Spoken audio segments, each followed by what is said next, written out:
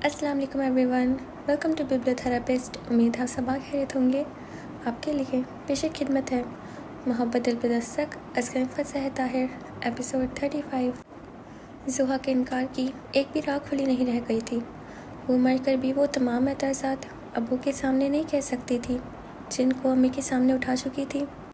मुईद माशाल्लाह से बेहद हुनर और बेहतरीन शख्स है। मैं नहीं समझता कि इससे अच्छा कोई और प्रपोज़ल हो सकता है। मुझे तुम पर ये भी एतबार है, एतमाद है। यकीनन तुम भी मेरी हिमायत करोगी। और एक बाप का अपनी बेटी के लिए सबसे कीमती तोहफ़ा एक बेहतरीन ज़िंदगी ही हो सकता है। और मुझे पूरा यकीन है और खुशी है कि मैं इंशाअल्लाह इसमें कामयाब रहूँगा। मेरी नज़रों में तुम्हारे लिए इससे बेहतरीन और कोई नहीं और ना ही हो सकता है। तुम्हारा क्या ख्याल है? वो सदमे से मैं बैठी थी, बेहिस्सो हरकत। मुईद हसन ने सही मायनों में उसके हाथ पाँव बांध कर खुले पानी में फेंक दिया था। लाख कोशिश करने के बावजूद वह हाथ पाँव मार कर खुद को बचा नहीं सकती थी। कितनी होशियारी दिखा रहा था वो होनहार और बेहतरीन शख्स। उसकी रजामंदी जानने का एहसान भी जता रहा था और साथ ही सारा मामला चचा जान के सुपुर्द करके उससे बेदस्त तो पा भी कर गया था। जानता जो था कि वो क़यामत तक चचा जान या ताई जान के सामने मुईद के बारे में एक भी गलत लफ्ज़ नहीं निकाल सकती थी। इसमें झिझकने या हिचकिचाने की कोई बात नहीं सोहा।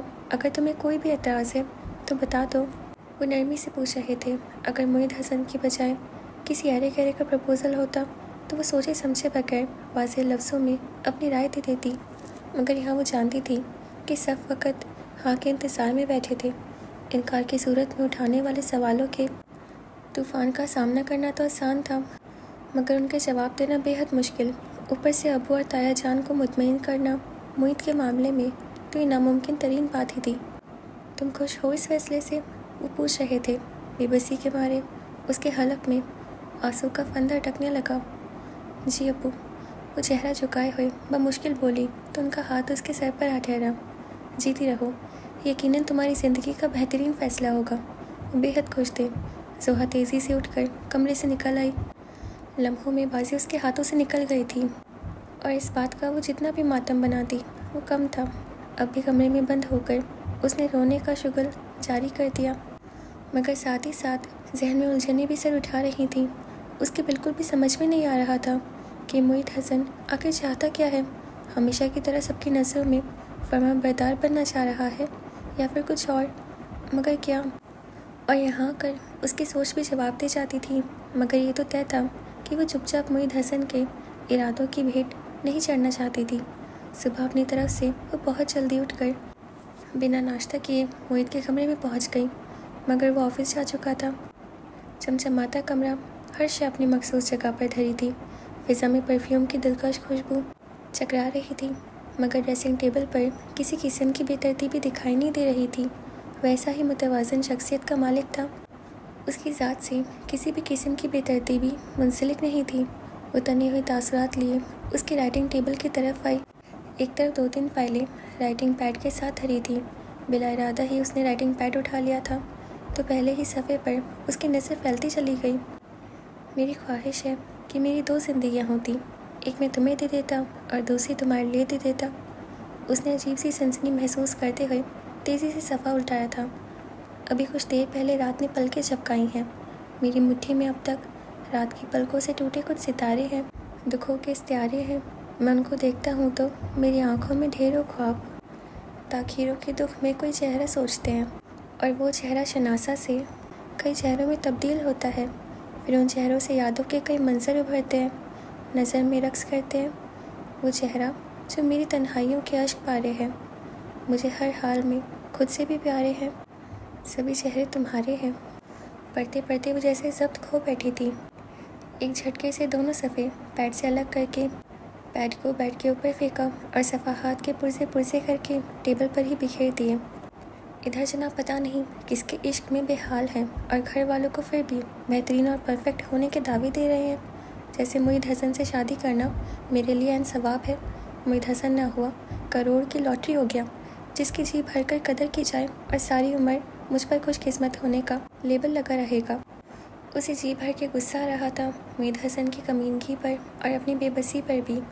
बस एक बात समझ में नहीं आ रही थी कि अगर मुईद हसन कहीं और इन्वॉल्व था तो किस मजबूरी ने उसे बांध रखा था? महज अपना फर्माबरदार वाला इमेज बरकरार रखने के लिए तो वो ये फैसला कतई नहीं कर रहा था। इस बात का जोहा को पक्का यकीन हो गया था कि असल बात कुछ और ही है। लेकिन अगर तुम्हारी वजह से मेरी ज़िंदगी दांव पर लगी तो मैं तुम्हें भी हंसता बसता नहीं छोड़ूंगी। सोचते हुए उसने राइटिंग टेबल के कॉर्नर पर पड़ी मोहित की फ्रेमशुदा तस्वीर को अंगुष्ठी से धकेल कर औंधा कर दिया था। अगर मेरे साथ कोई बाजी खेलोगे तो शिकस्त ही को अपना नसीब पाओगे मोहित हसन, कि मैं तो अपनी कश्तियाँ जलाकर इस बहर बकरा में उतरूंगी। मगर तुम्हारे पास तो निभाने और मान रखने को बहुत से रिश्ते हैं, आसानी से तो अपना खेल नहीं खेल पाओगे।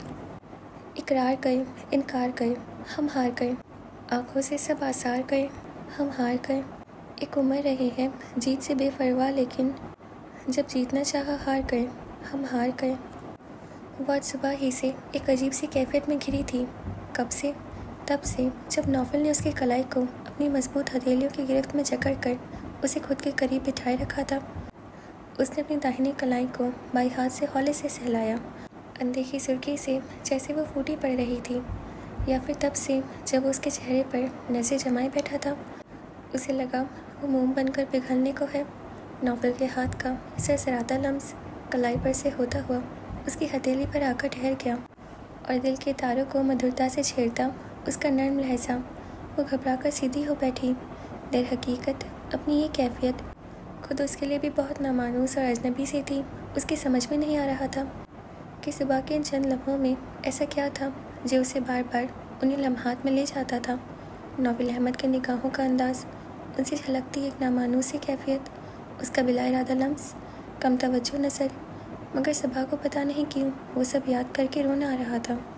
किस कदर ज़िल्लत आमेज़ लगता है सोचना सबा मीर कि तुम सबा मीर मोहब्बत करने लगी हो उस शख्स से जो तुम पर इल्तफ़ात की एक नज़र भी डालना पसंद नहीं करता। उसे लगा सारी दुनिया सिमट कर नौफल अहमद का लम्स बन गई हो, उसका चेहरा, उसकी तवज्जो, उसकी बेइतनाई बन गई हो, और सबा मीर लहजा ब लहजा पिघलती जा रही थी। उसने घुटनों में सिर दे लिया।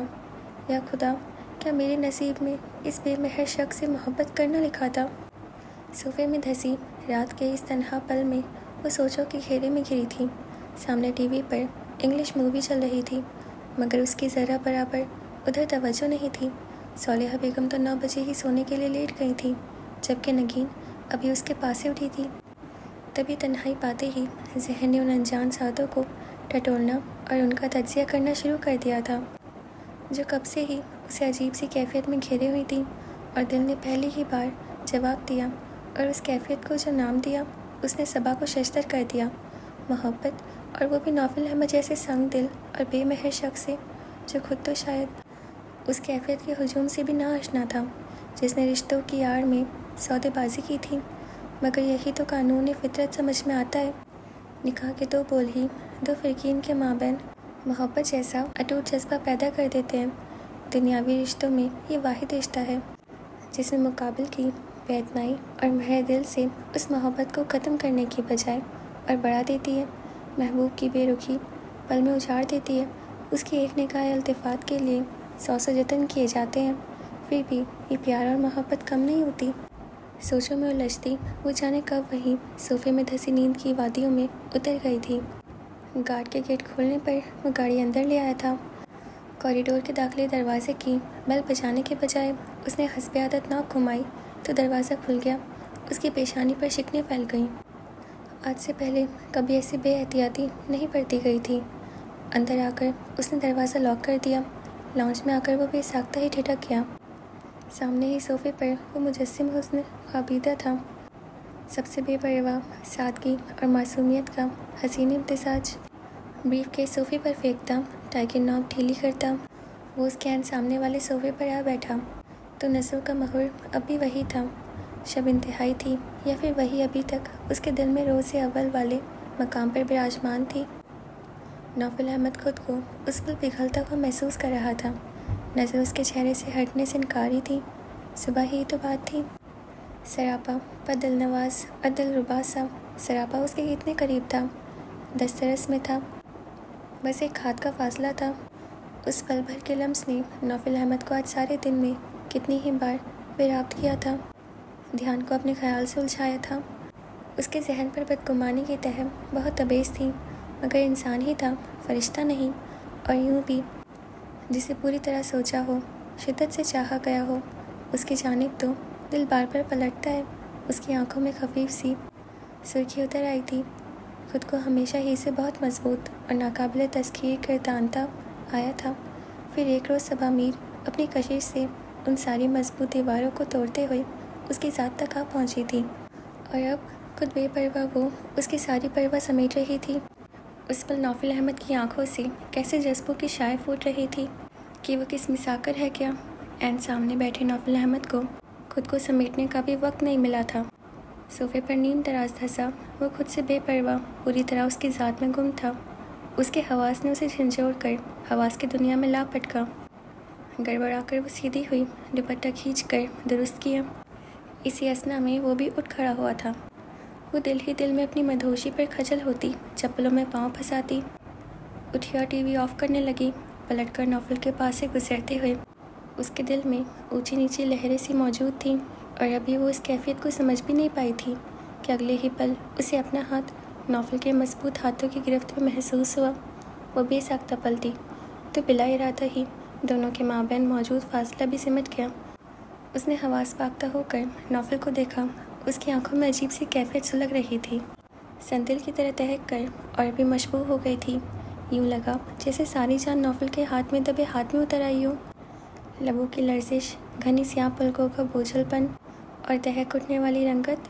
खुद को संभालने की कोशिश में बौखला तो नौफिल भी गया था, मगर उसकी अना, हाँ उसकी ये बेजा अना और खुद साख्ता ही तो थी जो उसे अभी तक सबा के सामने झुकने नहीं दे रही थी। उसके सहारे पर खड़ा करते हुए वो लम्हों में अपने ठंडे थार रूप में लौट गया था। किस दुनिया में पहुंची हुई हैं आप? दाखिली दरवाज़ा बंद नहीं था। जिस तरह मैं अंदर आ गया, कोई भी आ सकता है। हद होती है गैर जिम्मेदारी की। वो अपनी उथल पुथल होती सांसों में उलझी खड़ी थी, बेहद तहय्युर से उसे देखने लगी। वो तो समझी थी कि पत्थर पिघल कर पानी हो रहा है। अभी चंद साथ पहले उसने उसकी तमाम खुद साख्ता को सिमटते महसूस किए थे, अना के, जिद और हटीलेपन के। उसकी आंखों में मुंजमद सर्द मोहरी को बर्फ़ की तरह पिघलते देखा था, मगर अगले ही पल वो फिर से खुद में सिमट गया था। लहजे की नरमी और आंखों से झलकती मेहरबान सी चमक उसके लबो लहजे की सर्द मोहरी के पीछे छिप गई थी। सबा की आंखों में उतरे तहय्युर पर पहले बेयकीनी और फिर शदीद दुख का एहसास हावी हो गया था। कुछ कहने की शदीद ख्वाहिश को उसने लब भींच कर अंदर ही रोक लिया और तेज़ी से उसके करीब से गुजरती सीढ़ियाँ तय कर गई। वो मुट्ठियाँ बीचे वहीं खड़ा अपना ज़ब्त आजमा कर रह गया था। मुझे तो ये समझ में नहीं आता कि तुम लोगों ने अपने शौहरों का हवा क्यों सर पर सवार कर रखा है। उसने नज़रें टेढ़ी की नहीं और तुम लोगों की सांस खुश्क हुई नहीं। जुहा मुसलसल उसका दिमाग खा रही थी। उसे नगीन का अगले ही रोज़ वापसी के लिए भागना बिल्कुल भी पसंद नहीं आया था। तो और क्या करूं? अनस मुझसे बात कर लेते तो मैं उन्हें समझा लेती। अब पता नहीं उन्हें गुस्सा था कि एक मर्तबा भी मुझसे बात नहीं की। जब भी फ़ोन करती हूँ नंबर्स पहचान कर ही लाइन डिस्कनेक्ट कर देते हैं। नगीन ने अपनी सफाई पेश की थी। वो एक मर्तबा तुमसे बात नहीं करते, तुम 10 मर्तबा मूड दिखाओ, फिर देखना कैसे सीधे होते हैं। सिर्फ तुम्हें ही उनसे मोहब्बत है क्या? वो ज़रा भी मुतासिर नहीं हुई थी, मगर नगीन जैसे शौहर के इश्क में डूबी लड़की के लिए तो ये सब दिल दहलाने वाली बातें थीं। जोहा जैसे हलाको खान टाइप की लड़की के ख्यालात सुनकर ही उसे खफकान होने लगा था। उन्हें भी मुझसे मोहब्बत है, तभी तो खफाएं, चाहते ही नहीं कि मैं उनसे दूर हो जाऊं। उसने अनस जैसे महबूब शौहर को इन इल्ज़ामात की फहरिस्त से आज़ाद कराना चाहा था, मगर जोहा ने तंज़िया लहजे में कहा, माइंड यू निकी बीबी, ये भी औरतों पर तशद्दुद ही का एक अंदाज़ है। उसे उसके मायके वालों से दूर रखने का बहाना, ज़हनी अज़ियत देने का बेहतरीन फार्मूला। मैं एक पल भी तुम्हारे बगैर नहीं रह सकता। जैसे पहले के 26-27 बरस बेहोशी के आलम में गुजारे इन्होंने। इस कदर तकरीबकाराना गुफ्तगू ने नगीन को वाकई बौखला दिया था। दूसरे ये कि मासूम से मान को तकलीफ़ पहुंची। तुम्हारा क्या मतलब है कि अनस को मुझसे मोहब्बत नहीं है? तो क्या तुम्हें अपने मैके वालों से मोहब्बत नहीं है? जोहा ने पलट कर वार किया था, फिर तवक्कुफ़ के बाद बोली, मोहब्बत करने वाले तो महबूब की खुशी में खुश रहते हैं। सिर्फ अपने लिए, अपनी खुशी के लिए सोचना मेरी खुद गर्जी है। तो ठीक है, मुझे उनकी खुशी का ख्याल करना चाहिए था वो मना कर रहे थे मुझे वहाँ रुकने से। मैंने भी तो सिर्फ अपनी खुशी के लिए ही सोचा था ना।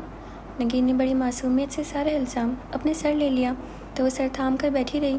फिर जले कटे अंदाज में बोली, बहुत अच्छा होता है फिर तुम जैसी बीवियों के साथ जो शौहर की हर जायज़ नाजायज़ सह कर उन्हें सर चढ़ा देती हैं, फिर दूसरों के आगे रोती फिरती हैं। सारी उम्र उनकी बातें मान कर भी उनकी अकड़ और रौब भी देखना पड़ता है। ओ गॉड सोहा, तुम तो लगता है कि अपने भाई के नहीं किसी गैर के मुतालिक गुफ्तगू कर रही हो। अनस ऐसे तो नहीं है। नगीन को हंसी ने आ लिया था। भाभी, आप अगर आप ही की बातों में आई ना तो फिर यकीनन आपको लेने के देने पड़ जाएंगे। वजदान, जो उनके पीछे सोफे पर नीम दराज मुंह पर कुशन रखे बज़ाहिर सो रहा था, उठकर बैठते हुए बोला। तो जोहा ने उसे घूर कर देखा था। तुम्हें शर्म नहीं आती लड़कियों की बातें सुनते हुए? मजबूरी डियर आपी। अब कानों के ढक्कन तो नहीं होते कि बंद करके बैठ जाता। उसने सफाई पेश की थी। फिर नगीन से कहने लगा, आप ही की बातें तो महज तकरीबकारी हैं भाभी। अगर अनस भाई आपसे खफा हैं तो उनकी खफगी दूर करने का बहुत मुजर्रब और आजमादा नुस्खा है मेरे पास। वो हंसती हुई खड़ी हुई थी। तुम लोग भी ना बस बात को कहाँ से कहाँ ले जा रहे हो। मेरे मियाँ इतनी छोटी छोटी बातों को किस्सा नहीं बनाते। अब की बार सोहा और वजदान एक दूसरे को देखकर हंसने लगे। फिर सोहा ने मजाक उड़ाने वाले अंदाज में कहा, भाभी साहिबा, कभी अंदाज़ा नहीं है कि वो कितनी छोटी छोटी बातों को इशू बना लेते हैं। देख लेंगे तुम्हारे अनस भाई को भी, डरने वाले तो हम भी नहीं। नगीन ने मक्खी उड़ाने वाले अंदाज में कहा था। रात खाने से ज़रा पहले जब वो लौटा तो उसने सबके बीच नगीन को यूँ नज़रअंदाज किया जैसे उसको देखा ही ना हो या वो वहाँ मौजूद ही ना हो। जोहा की मुस्कुराती नज़रों से जज्बस होकर उसने मोहित को कहते हुए अनस को मुतवज्जो करना चाहा। अनस, आए ना, आप ही खाना खा लें। तुम जाओ मोहित, मैं तो आज काफ़ी हैवी लंच ले चुका हूँ, वो भी बेवक्त। उसे मुकम्मल तौर पर नज़रअंदाज करते हुए वो मोहित से कह रहा था। तो फिर चाय लाऊँ आपके लिए? उसके उठते ही नगीन ने फ़ियल फॉर होठों पर दिलकश सी मुस्कुराहट फैलाई थी, मगर वो उस पर निगाहें गलत डाले बगैर कोट बाजू पर डालता उठ खड़ा हुआ। जोई, खाने के बाद एक कप चाय मेरे कमरे में दे जाना। अपने कमरे की तरफ बढ़ते हुए उसने आवाज़ लगाई थी। बहुत अच्छा। जोहा ने अपनी हंसी रोकते हुए गंग खड़ी नगीन का हाथ खींचकर उसे देखा और धीमी आवाज़ में बोली, ये है असलियत आपके लविंग एंड केयरिंग शौहर नामदार की। जबकि नगीन अभी तक अनस की नाराज़गी का मतलब जानने की कोशिश में थी। इसी परेशानी में उसे खाना भी ठीक तरीके से नहीं खाया गया था। वो तो हैवी लंच लेकर आए हैं, तुम अभी कम अज़ कम इतना तो खाओ कि उनकी गर्जे चमक का सामना कर सको। जोहा उसे मुसलसल छेड़ रही थी और वो ज़ाहिर मुस्कुराती नगीन का असर अब अंदर ही अंदर बढ़ता जा रहा था। चलो जोहा, जल्दी से चाय का पानी रखो जाकर। अभी वो खाने के बर्तन समेट कर फारिग हुई ही थी कि चची जान ने हुक्म सादर फरमाया। वैसे तो वो शायद ढिठाई दिखा ही देती, मगर आज कल वो उसे ज़रा सी भी छूट देने को तैयार नहीं थी। उनका बस नहीं चल रहा था कि जादू के ज़ोर से उसे माहिर आमूर खानादारी बना डालें, और सितम ये कि कोई उन्हें मना भी नहीं करता था। वो अनस के लिए चाय निकाल रही थी जब मोहित अपना कप लिए डाइनिंग टेबल के पास चला आया, जहाँ वो सबके लिए चाय बना रही थी, जबकि बाकी लोग अब लाउंज में टीवी के सामने विराजमान थे। मेरी चाय में सिर्फ एक चम्मच चीनी, शायद मैंने तुम्हें पहले भी बताया था, वो रसान से कह रहा था। जोहा तो यूँ भी भरी बैठी थी, बज़ाहिर बड़े आम से अंदाज में बोली, मैंने कभी गैर मुतालिक बातों पर तवज्जो नहीं दी, याद रखना तो बहुत दूर की बात है। ओके, मगर दूसरा कप तो बना कर दे सकती हो ना? वो ठंडा थार था। जोहा तिलमिलाकर रह गई। अंदर का गुब्बार निकलने की राह ढूंढ रहा था, मगर मुकाबिल कोई मौका देने को तैयार ही नहीं था। मैं अनस भाई को चाय देने जा रही हूँ। नाफरमानी का एक तरीका बर वक्त सूझा, मगर नगीन उसी वक्त अटकी। तुम मोहित भाई के लिए चाय बनाओ, उनके लिए मैं ले जाती हूँ। जोहा ने उसे खफीफ से घूरते हुए कप थमाया और मजबूरन मोहित के लिए दूसरे कप में चाय निकालने लगी। चीनी सिर्फ एक चम्मच, वो याद दहानी करा रहा था। वो खुद पर बहुत जब्त करते हुए यूं ही फीकी चाय उसके सामने पटक कर उठ गई, मगर वो कुछ कहे बगैर खुद चाय में चीनी मिलाने लगा जैसे कोई बात हुई ही ना हो। जोहा के अंदर भूचाल सा उठ रहा था। जी चाह रहा था मोहित हसन कोई बात करे, कोई एक तंज और जुमला कहे, वो चीख चिल्ला कर अपना सारा गुब्बार निकाल ले। वैसे नहीं तो यूं ही सबको पता चल जाए कि ये शख्स जोहा मीर को किस कदर नापसंदीदा है, मगर वो तो जैसे हफ्ता खुश इखलाकी मनाने की कसम खाए बैठा था। उल्टा जोहा ही को फिशारे खून बुलंद होता महसूस हो रहा था। वो कमरे में दाखिल हुई तो अनस कपड़े तब्दील किए बिस्तर पर दराज आंखें मूंदे हुए था। नगीन के होठों पर मुस्कुराहट फैल गई। ये लीजिए जनाब, गर्मा गर्म चाय। साइड टेबल पर चाय का कप रखते हुए वो खुश दिली से बोली तो वो फ़ौरन आंखें खोलकर उसे देखने लगा। वो उसके पास बैठ रही थी। मैंने तुमसे तो नहीं कहा था। बहुत बेइतनाई से भरपूर लहजा था। नगीन ने मुस्कुराकर कहा, हमारे दरमियान मौजूद रिश्ता कहने और कहलवाने का मुतकाज़ी नहीं है। सुर्ख कलर के लिबास में स्याह बालों के बीच मुस्कुराता चेहरा लिए वह अनस के दिल को अपनी तरफ खींच रही थी। वो इतनी जल्दी मानना नहीं चाह रहा था। तनसन बोला, तो आप ये बात समझती हैं? जी, न सिर्फ समझती हूँ बल्कि आपको भी समझाना चाहती हूँ कि हर रिश्ते का एक मकाम और अहमियत होती है। उसका ख्याल रखना और निभाना बहुत ज़रूरी होता है। वो हल्के फुल्के अंदाज में कह रही थी। 2-4 दिन और निभाती रिश्तेदारियाँ, मियाँ जाए बाहर में। वो तो नक कर कहता सीधा हो बैठा। वो बेसाख्ता पीछे खिसकी। ये तो आप खामखा बात बढ़ा रहे हैं। शादी के बाद सिर्फ शौहर ही से तो रिश्ता नहीं रह जाता, और भी आफाकी रिश्ते होते हैं जिनके बगैर नहीं रहा जा सकता। अच्छा, अब मेरे कान मत खाओ। मान लिया कि मेरे बगैर तुम अच्छे तरीके से रह सकती हो। मैं ही बेवकूफ़ हूँ जो दिन रात तुम्हें सोचता रहता हूँ। वो चिढ़कर बोला तो नगीन को उसकी खफगी पर हंसी आने लगी। आप तो पुराने आशिकों से भी बाजी ले गए अनस। मैं 2 दिन मैके में रह ली तो इसका मतलब ये हुआ कि मुझे आपसे मोहब्बत नहीं? हाँ, वो कतेज से कहता नगीन को हैरान और परेशान कर गया। अगर तुम्हें मुझसे मोहब्बत होती तो तुम एक दिन मेरे बगैर वहाँ न रुकती। कमाल है अनस, इतनी छोटी सी बात से आप इतना बड़ा नतीजा निकाल रहे हैं। वह उलझने लगी थी। वो मजाक भी कर रहा था तो बहुत संजीदगी से। तुम्हारे लिए छोटी बात होगी, मेरे लिए नहीं है। जब मैं तुमसे कह रहा था कि तुम वापसी पर मेरे साथ आओगी तो तुमने मेरी बात क्यों नहीं मानी? कुछ लम्हों तक वो खामोशी से अनस का चेहरा देखती रही। वो अभी भी नाराज़ था। Okay, I am sorry. यकलख्त हार मान गई थी। अब अनस के पास भी मज़ीद नाराज़ रहने का जवाज़ नहीं रहा था। तभी तो वो पल में फासले समेट गया। बहुत बेवकूफ़ हो तुम निकी। वो अब शिकवे शिकायतों पर उतर आया था और गुज़रे दिनों उसकी जुदाई में खुद पर बीतने वाली कैफियत को बताते हुए वह अजहर जज्बाती हो रहा था। उसे कभी हंसी आ रही थी और कभी उसकी बेपाया मोहब्बतों को महसूस होने लगा। ये तो प्रूफ हो गया निगी, मैं तुम्हारे बगैर बिल्कुल भी नहीं रह सकता। वो कतियत से कह रहा था। और मैं भी तभी तो दूसरे ही दिन वहाँ से भाग आई थी। वो मध्यम सी हंसी के साथ बोल रही थी। अनस की मोहब्बत को जैसे दवाम मिल गया। नौफल अहमद, तुम तो बिज़नेस में ही गज़ब के मसरूफ़ थे, ऊपर से जाले आफरीदी वाला। मेरा मतलब है कि मॉडलिंग का चक्कर पाकर तो और भी ईद का चांद हो गए हो। आज बहुत दिनों के बाद रात के खाने पर सब इकट्ठे हुए थे। अदीना ने जिस अंदाज में शिकवा किया था वो सबा के दिल को बहुत लगा था। यही तो मैं भी इसे कहती हूँ, इन चक्करों से घर ज़्यादा ज़रूरी है। वह सब जिस सेट की बात हो चुकी है उसके बाद खबरदार जो कभी इस फील्ड के बारे में सोचा भी तो। सालिहा बेगम को वाकई नौफल की असद मसरूफ़ ज़िंदगी देखकर गुस्सा आने लगा था। ऊपर से सबा और उसके माबैन तनाव की सी कैफियत अब उन्हें बहुत अच्छी तरह समझ में आने लगी थी, जिसका माखिज़ उन्हें नौफल की मॉडलिंग का फ़ैसला ही लगा था। अभी फ़िलहाल तो कल हम लोग मरी जा रहे हैं। ऐड की शूटिंग के सिलसिले में कम से कम अच्छी तरह विश तो कर दे, वो उन्हें बहलाने वाले अंदाज में कह रहा था। Thank you. सालन को डोंगा पकड़ते हुए उसने एक निगाह सबा के संजीदा चेहरे पर डाली थी। भाभी भी ठीक कहती हैं, शादीशुदा बंदे के लिए घर वालों की ज़्यादा अहमियत होनी चाहिए। तुम्हें पहले ही कौन सा वक्त मिलता है घर वालों के साथ बैठने का? ज़रीना बेगम ने मुदब्बिराना अंदाज में कहा था। अदीना ने खुशमगी निगाहों से घूरने लगी। बने बनाए गेम को बिगाड़ने में तो उनका सानी ही कोई नहीं था। सारी उम्र घर वालों के साथ ही तो बैठना है। आप लोगों को पता नहीं कौन से वहम सता रहे हैं। एक मेरी मिसेज है, देखें कितने आराम से बैठी हैं, न फिक्र न वहम। वो मुस्कुराते हुए कह रहा था। सालिहा बेगम ने खामोशी से खाना खाते सबा पर एक नज़र डालते हुए पूछा, कितने दिनों के लिए जा रहे हो? कम से कम 4 दिन और ज़्यादा से ज़्यादा 1 हफ्ते के लिए। वो अपने लिए प्लेट में चावल निकाल रहा था। फिर सबा से मुखातिब हुआ, ये कबाब देंगी प्लीज़? सबा ने खामोशी से प्लेट उठाकर उसके हाथ में थमा दी।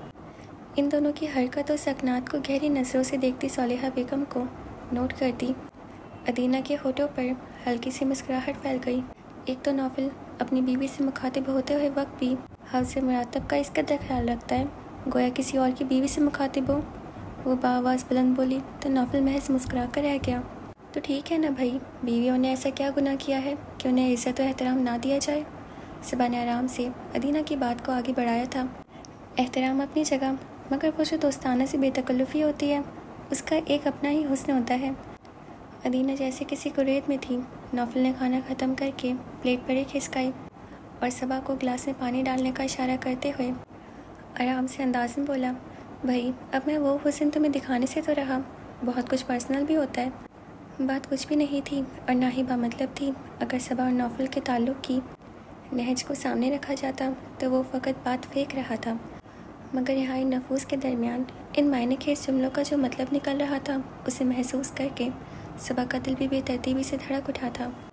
उसने जैसे वसल की किसी हिकायत की जानिब इशारा किया था और कुछ न होते हुए भी सबा अपने आप में सिमट सी गई थी। सबा भी जा रही है ना तुम्हारे साथ? सालिहा बेगम ने पुरसुकून अंदाज में वो यह हलचल सी मचा दी। अदीना के साथ साथ सबा ने भी एकदम से नौफल की तरफ देखा, जो उनकी बात सुनकर अब पुरसोच अंदाज में घुट घुट पानी हलक में उतार रहा था। फिर ग्लास टेबल पे रखते हुए उनकी तरफ देखकर कसर मुस्कुराया। पहले तो मैंने भी यही सोचा था, फिर ख्याल आया कि आप अकेली रह जाएंगी, इसलिए मैंने ये सोच मुस्तरद कर दी। अब तुम सारी उम्र मेरे मुतालिक सोच कर सबा की हक तलफी तो नहीं करते रहोगे ना? खुदा न ख्वास्ता, मैं इसको यहाँ अपनी देखभाल और खिदमत के लिए तो लेकर नहीं आई हूँ जो तुम इसे यूँ मेरे साथ छोड़ कर जा रहे हो। मेरे पास जरीना है, अदीना है, नगीन आ जाती है। तुम अपना प्रोग्राम तब्दील मत करो, सबा को अपने साथ लेकर जाओ। जब से बिहा के आई है खुली हवा में सांस तक नहीं लिया इसने। क्या खाक ख्याल रखते हो तुम इसका? यही अच्छी है जो इतने सब्र से बर्दाश्त कर रही है। कोई और होती तो तुम्हारी माँ को तुम्हारे सर पर डालकर मैके जा बैठती। उन्होंने बहुत अच्छी तरह दिल का गुब्बार निकाला था। नौफल दंग सा उन्हें देख रहा था। अम्मी, सबा खुद इस सूरत हाल पर गड़बड़ा सी गई थी। इतनी मेहनत से नौफल का खेला जाने वाला खेल लाइव ड्रामा फ्लॉप हो रहा था। अम्मी, मैं तो महज आपके ख्याल से वो संभल कर कहने लगा था कि सालिहा बेगम संजीदगी से उसकी बात काट गई। माँ के साथ साथ तुम पर बीवी का ख्याल भी फ़र्ज़ है नौफल, और तुम तो इतने समझदार हो कि मुझे तुम्हें ये बात समझाने की ज़रूरत ही नहीं। आप भी कमाल करती है मम्मानी जान। वहाँ जाकर नौफल को तो अपनी रिकॉर्डिंग में मसरूफ़ हो जाना है और सबा बेचारी अकेली मज़ीद बोर होगी इतने सारे अजनबी चेहरों में। अदीना ने सर तपस सबा की हमदर्दी में डूबकर मसले को एक नए जाविये से उनके सामने रख दिया। इतने सारे अजनबी चेहरों में नौफल जितना इसका अपना है इतना और कोई भी नहीं होगा। इस घर में भी तो ये नौफल ही की बायस है, बाकी हर रिश्ता तो इसके बाद आता है। वह टल अंदाज में कहती सबा का दिल भर आ गई। उस समय उनकी मोहब्बत और मुखलसी को सबा ने पूरी शिद्दत से महसूस किया था। ओके, आप तो जज्बाती ही हो गई हैं। मैंने कब इनकार किया इनको ले जाने से? कहा ना, सिर्फ आपके ख्याल से कह रहा था, मगर अब आप खुद कह रही हैं तो मैं फिर से पहले वाला प्रोग्राम ही रख लेता हूँ। इतनी जल्दी खुद को कंपोज कर लेता था ये बंदा कि हद नहीं। मुस्कुराकर नरमी से बोला तो सालिहा बेगम का हाथ उसके सर पर ठहर गया। खुश रहो, मैं तभी खुश रहूँगा जब आप खुश रहेंगी। उनका हाथ थाम कर होठों से लगाते हुए वो बोला तो उन्होंने फ़ियल फौर कहा, और मैं तभी खुश रहूँगी जब मेरी बहू को तुम खुश रखोगे। वो लब भींच कर खफीफ सा मुस्कुराया था, फिर एक नज़र सबा पर डालकर बोला, लगता है खूब शिकायतें होती हैं मेरी। उसके आम से अंदाज के पीछे सुलगती कैफियत सबा को बहुत अच्छी तरह महसूस हुई थी, मगर वो नज़रअंदाज किए अपना खाना ख़त्म करती रही। ओके जी, तो हमारा एपिसोड यहाँ पे ख़त्म होता है और आपको अब तक कैसा लग रहा है मुझे ज़रूर बताइएगा। और मैं आपको एक बात बताऊँ, इसमें जो मैंने नगीन का ड्रेस का जो कलर कहा ना सुर्ख, वो पता नहीं कौन सा कलर है, क्योंकि मैं जिस PDF से पढ़ रही हूँ ना उसमें एक्चुअली ये जो वर्ड है वो ना छिपा हुआ है। मतलब जो बुक का जो फ़ोटो लिया गया है ना उसमें ये वर्ड आ नहीं रहा था, और मैं बिना उस मतलब कलर का नाम बोले कर नहीं सकती थी, तो मैंने सुर्ख बोल दिया। अब अगर आप बुक देखते हैं और बुक सामने रखते हैं या फिर आप बुक कभी पढ़े आगे, तो आप ये मत समझिएगा कि मैंने गलत पढ़ा है, क्योंकि मुझे पता नहीं था कि कलर कौन सा है, तो इसलिए मैंने कोई भी नाम ले दिया। अच्छा चलिए, तो आज का एपिसोड तो काफ़ी अच्छा था, और जोहर मोहित का वो 2 चम्मच वाला तो मैं चाहती हूँ हमेशा एंड तक चलता रहे, वो एक निशानी रह जाती है ना। और सबा और नौफल का तो मुझे तो लग ही रहा था सालिहा बेगम भेज के ही मानेंगी, और वही हुआ। और अदीना तो बाज ही नहीं आएगी मुझे लगता है अपनी हरकतों से। खैर देखेंगे आज आगे क्या होगा। और आप प्लीज़ अपना ख्याल रखिएगा, और हमारे चैनल को प्लीज़ सब्सक्राइब कर दीजिए, और हमारे अकाउंट को फॉलो कर लीजिए। और अब हम हमसे कल मिलेंगे। खुदा हाफिज़।